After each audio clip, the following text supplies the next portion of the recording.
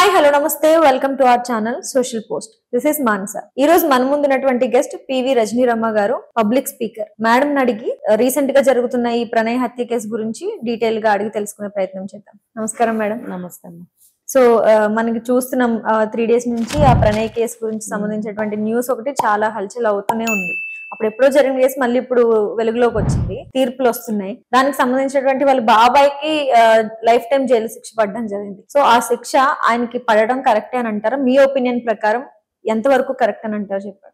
నేరంలో భాగస్వామి ఉన్నప్పుడు శిక్ష పడటం కరెక్టే కదా. అది ఎవరి వర్షన్ వాళ్ళు చెప్తున్నారు.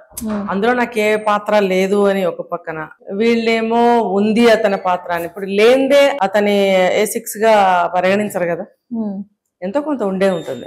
సాక్ష్యాలు సేకరించందే వాళ్ళు ఏమి చెప్పరు. ఇంకొకటి ఏంటంటే ఎన్ని సంవత్సరాలు ఇన్వెస్టిగేషన్ చేశారు వాళ్ళు.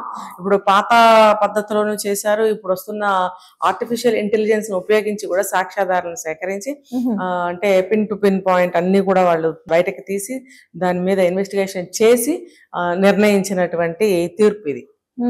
అలాంటప్పుడు ఆ రంగనాథ్ గారు ఎవరో ఒక ఆయన మాట్లాడారు కూడా, పోలీస్ ఆయన.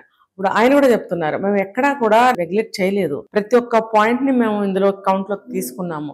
ఎందుకంటే ఒక మంచి వాళ్ళకి శిక్ష పడకూడదు, ఒక నేరస్తుడు తప్పించుకోకూడదు అన్న ఇదిలో మేము చాలా జాగ్రత్తగా ఇన్వెస్టిగేషన్ చేశాము. దాదాపుగా ఇది కొంచెం లాంగ్ టైమే అని చెప్పాలి. ఇంకో రకంగా చెప్పాలంటే త్వరగా కూడా కేసును కొలిక్కి తీసుకొచ్చిన పీరియడ్ అని చెప్పొచ్చు. 6 to 7 years అంటే కొన్ని కేసెస్ ఇంకా చాలా లాంగ్ టైం పడుతుంది కదా. సో వయా మీడియాగా మంచిగానే విత్ ఇన్ పీరియడ్ చేశారనే చెప్పుకోవాలి, మరీ టూ లేట్ చేయకుండా.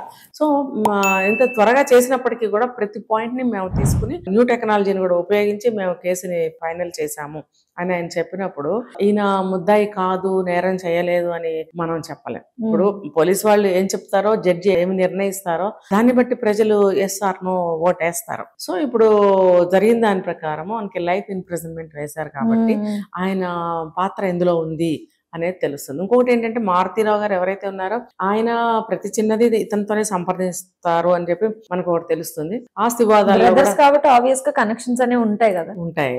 ఇంకొకటి ఏంటంటే ఆస్తి వివాదాలు కూడా ఉన్నాయి వాళ్ళకి. ఒక కోణంలో చూస్తే మారుతీరావు గారి ఆస్తులన్నీ ఈయన బలవంతంగా బెదిరించో కొట్టో రాయించుకున్నారనే టాక్ కూడా మనకి 5 years బ్యాకే వచ్చింది. కానీ అది కాదు అని కూడా శ్రవణ్ కుమార్ A6 అక్యూజ్ ఎవరైతే ఉన్నారో మారుతీరావు గారి తమ్ముడు అమృత బాబాయ్ ఆయన కాదని చెప్తున్నారు. ఇప్పుడు ఎవరైనా నాది తప్పు లేదు నేను కరెక్ట్ అయినా అంటారు, ఒప్పుకోరు కదా. అంటే వాదనలు అలా ఉన్నప్పటికీ కూడా నిరూపణ అనేది అయింది. కాబట్టి ఈ అమృత అనే అమ్మాయిని కూడా తండ్రి బాబాయ్కి చెప్తానని బెదిరించడము, ఆ బెదిరించడం వల్ల అంటే ఆయన పాత్ర ఎటువంటిది, ఆయన కొంచెం అందరినీ భయపెట్టే వ్యక్తి, లేకపోతే చిన్నపిల్ల కాబట్టి ఎవరో ఒకళ్ళ పేరు చెప్తే ఈ అమ్మాయి భయపడుతుందని బాబాయ్ పేరు ఉపయోగించారా? ఎవరైనా సరే ఆయనకి ఇంకొక అన్నగారు కూడా ఉన్నారు, పెదనాన్నకి చెప్తానని అనొచ్చు కదా, బాబాయ్కి చెప్తానని అనటం ఎందుకంటే ఆయనకి ఈయనకి ఉన్న క్లోజ్నెస్, తర్వాత ఆయన ఆహార్యము, అంటే ఆయన యొక్క ప్రవర్తన, మాట తీరు, ఆయన యొక్క నడవడిక కొంచెం అందరినీ ఏమంటారంటే భయపడేటట్టుగా ఉంటాడా, ఆయన బెదిరించడం లాంటివి ఉన్నాయా? కాబట్టి అమృత దగ్గర బాబాయ్కి చెప్తాను అని చెప్పి బెదిరించడం జరిగిందా? ఇవన్నీ ఆలోచిస్తుంటే ఆయన హస్తం ఉందనే అనిపిస్తుంది. ఇప్పుడు అందరూ కలిసే చేశారు. ఇప్పుడు వీళ్ళ ఫ్రెండ్స్ గ్రూప్ ఎవరైతే ఉందో వాళ్ళు ఎప్పటి నుంచో తెలిసిన వాళ్ళని కూడా చెప్తున్నారు. వాళ్ళకి ప్రీవియస్ ఇదిలో కూడా నేర చరిత్ర ఉంది. గుజరాత్ లో ఒక హత్య చేసి వచ్చాడు, ఎవరంటే ముస్లిం పేరు నాకు గుర్తులేదు, మరి ఆయన కూడా ఆ నేర చరిత్ర ఉంది. సుభాష్ శర్మ కాదు, సుభాష్ శర్మ అనేది A2.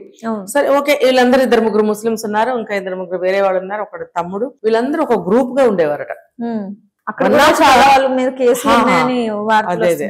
ఈ తమ్ముడు శ్రవణ్ కుమార్ ఎవరైతే ఉన్నారు ఈయన కూడా one of the group member అవడం వలన కూడా ఇందులో ఆయనకి బాగా ఉంది కదా.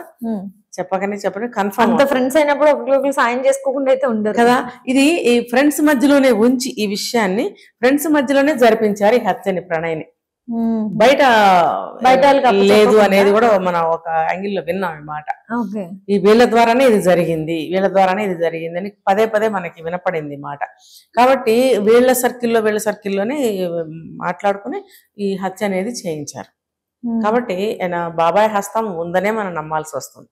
ఆయన ఇంకా బయటపడే అవకాశాలు లేవంటారు. లేదు. అంటే ఇంకా కేసుని తగ్గించే అవకాశాలు ఉంటే హైకోర్టుకి వెళ్తే తగ్గుతుంది మనకి శిక్ష అనేది అని అంటున్నారు. అవకాశం అంటున్నారు కానీ నేను విన్నది ఏంటంటే ఈ లైఫ్ లో ఇంకా బయటకు వచ్చే ఛాన్స్ లేని విధంగా శిక్ష వేశారు. ఇంకా మరి ఏ ప్రయత్నాలు ఏమి పని చెయ్యని సెక్షన్ కింద వేశారు అనేది మనం విన్నాం. వీళ్ళందరూ కూడా 6 ఎంతమంది ఉన్నారు కదా, A2 సుభాష్ శర్మ ఎవరైతే ఉన్నాడో అతనికి మాత్రం ఉరి శిక్ష తీహార్ జైల్లో, ఇక్కడెక్కడా కాదు. మళ్ళీ ఇక్కడ ఏమన్నా రూపాయికారి ఏమన్నా జరగచ్చు, లేకపోతే ఎక్విప్మెంట్స్ అంత అప్డేట్ గా లేవు అని చెప్పి తిహార్ జైలు అంటే అది అప్డేట్ గా, అది ఎలా అంటే రెగ్యులర్ గా అన్ని జరుగుతూ ఉండే ప్లేస్ కాబట్టి అక్కడైతే కన్ఫర్మ్ గా వీళ్ళకి బాగుంటుందని అక్కడ పంపించేశారు. అట్లా జరిగింది. Thank you madam, thank you so much. So Amrutha ప్రణయ్కి సంబంధించి వాళ్ళ బాబాయ్ మీద అయిన కేసుకి సంబంధించిన ఇన్ఫర్మేషన్ మనకి మేడం చాలా చక్కగా తెలియజేశారు. మళ్ళీ ఇంకొక ఎపిసోడ్ తో మళ్ళీ మీ ముందుంటా.